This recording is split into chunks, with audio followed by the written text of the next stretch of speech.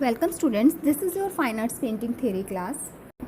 Students, we are doing the paintings of Bengal School of Unit 3.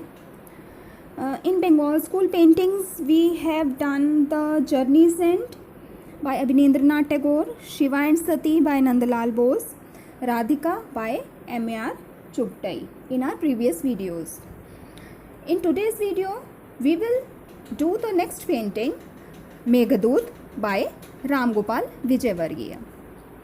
So let's start with the introduction of artist. Ram Gopal Vijayvargiya was born in a small village of Rajasthan. His father got him admitted in Maharaja School of Arts and Crafts because he had interest in art. Later he went to Kolkata and influenced from the Bengal schools. His work was inspired by Indian legends and literary themes. He was versatile. He was a poet and a writer also.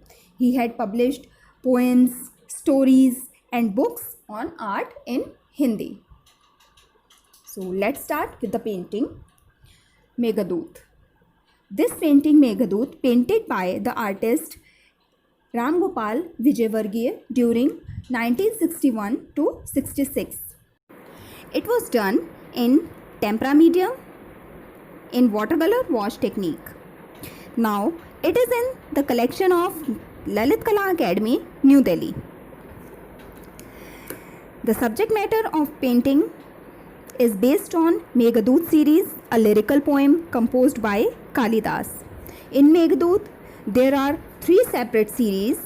Each series consists approximate 60 to 70 paintings. This Meghadoot painting has obvious effect of Bengal school style mixed with typical Ajanta characteristics. Here, Yaksha is convincing a cloud to become his messenger and carry his message to his beloved wife, awaiting his return. Yaksha, who lived near the Himalayas, he was exiled by his master, King Kuber, for neglecting his duty. This poem is set about 8 months after the exile, when Yaksha has keen desire to meet his beloved. Now the description part. Here you have to concentrate carefully. This is very beautiful painting. This is a vertical painting. In this painting, the Yaksha is shown sitting in knee down posture, having profile face, soft smile, fluttering hairs and doe-like eyes. He has some white flowers in his long and thin left hand. He has tapering fingers and long legs.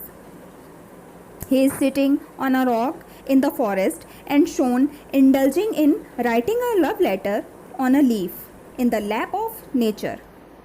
His expressions are very sad. Tears roll down on his cheeks because he was exiled and wants to meet his beloved wife.